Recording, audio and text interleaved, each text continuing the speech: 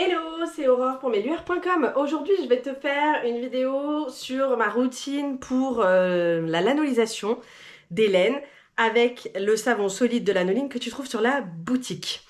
Donc là, je m'apprête à lanoliser des couches en laine, enfin des surcouches précisément, que je vais tester là avec des mamans et des bébés testeurs et que je vais très probablement pouvoir proposer sur la boutique prochainement.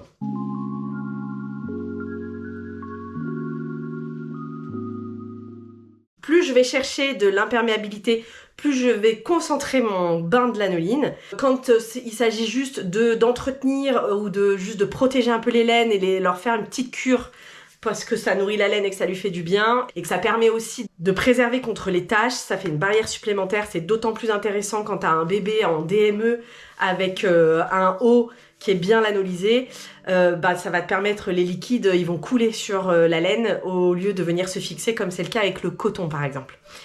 Pareil, les traces de nourriture, ça va un peu protéger quand même la lanoline, donc c'est quand même quelque chose que je recommande en routine, mais avec un niveau de concentration beaucoup moins élevé que ce que tu vas voir là. Ça va être la même chose pour lanoliser un longhi, pour lanoliser un shorty Menimons ou d'Isana ou d'autres systèmes de surcouche en laine que tu peux trouver d'occasion un peu de partout sur les différentes plateformes. Je fais d'abord couler l'eau chaude pour que ce soit bien chaud. Là, c'est mon petit carré de lanoline, là.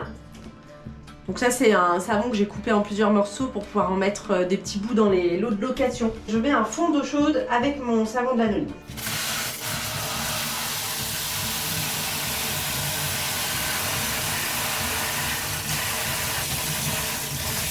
Là, j'ai mon savon qui est bien recouvert d'eau chaude et je vais le laisser fondre. Voilà, j'ai laissé la lanoline assez longtemps. Je l'ai un peu oublié, enfin j'ai fait ma vie quoi. Je refais couler l'eau chaude et on va juste rincer le petit savon pour enlever un peu l'excédent. Ça donne ça. Donc là je frotte.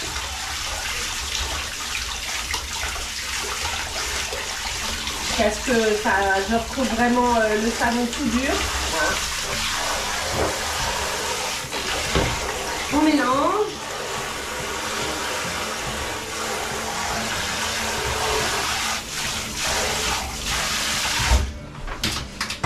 Donc là, l'eau, elle a quand même bien eu le temps de se refroidir.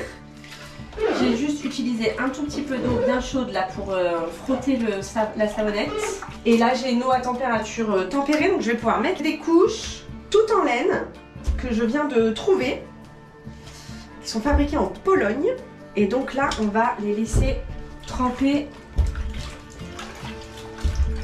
le temps qu'il faut. Bon là moi je dirais faut au moins 2 heures.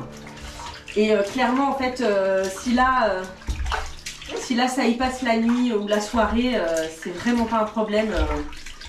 La laine elle va se gorger de lanoline, elle va bien s'imprégner. Là on a besoin que ce soit vraiment hyper imperméable. Alors maintenant ça a bien trempé, c'est parti, on va vider la bassine. Donc là l'eau elle est bien froide. On va juste presser légèrement comme ça. L'essentiel dans la laine, c'est de ne jamais la tordre comme on pourrait le faire avec une serviette de bain ou du linge en coton quoi. On presse.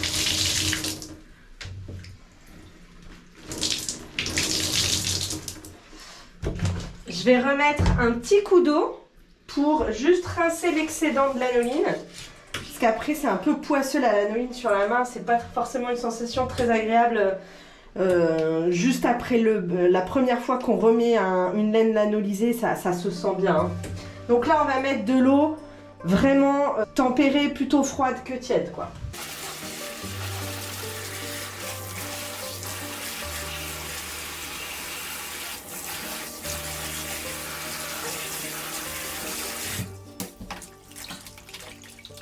La grande règle avec la laine, c'est qu'il faut que la température de l'eau soit constante, qu'il n'y ait pas de choc thermique. Donc c'est-à-dire que si on démarre avec de l'eau tiède et que l'eau après va se revenir à température, l'essentiel c'est que l'eau qu'on va mettre après soit à la même température. Ce qui se passe avec les machines à laver, c'est que souvent elles vont laver à 30 degrés et c'est le rinçage qu'elles vont faire à froid. Sauf que la laine, elle a pas eu le temps de faire sa transition de température pour passer de l'un à l'autre. C'est vraiment le choc thermique qui va risquer de feutrer la laine. Là, c'est vraiment un rinçage très rapide. Alors moi maintenant, j'ai atteint une quantité de laine entre moi et mes enfants. Je remplis la baignoire hein, quand je lave des laines.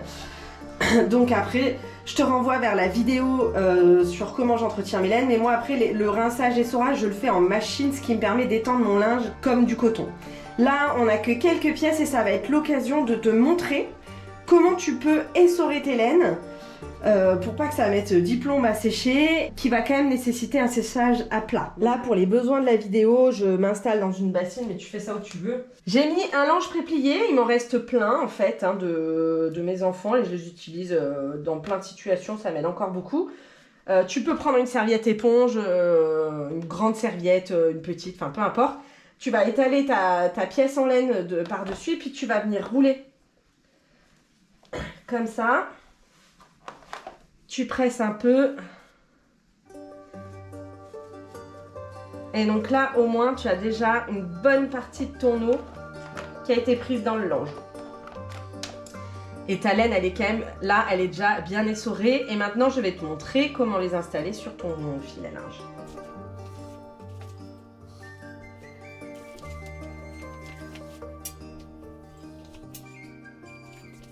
Si tu n'as pas encore vu ma vidéo sur comment entretenir ses laines ou comment enlever les taches, je te mets les petites fiches sur cette vidéo. Et si tu as des questions, évidemment, tu peux me les poser en commentaire. J'y répondrai avec plaisir. Si tu n'es pas encore abonné, c'est le moment de le faire.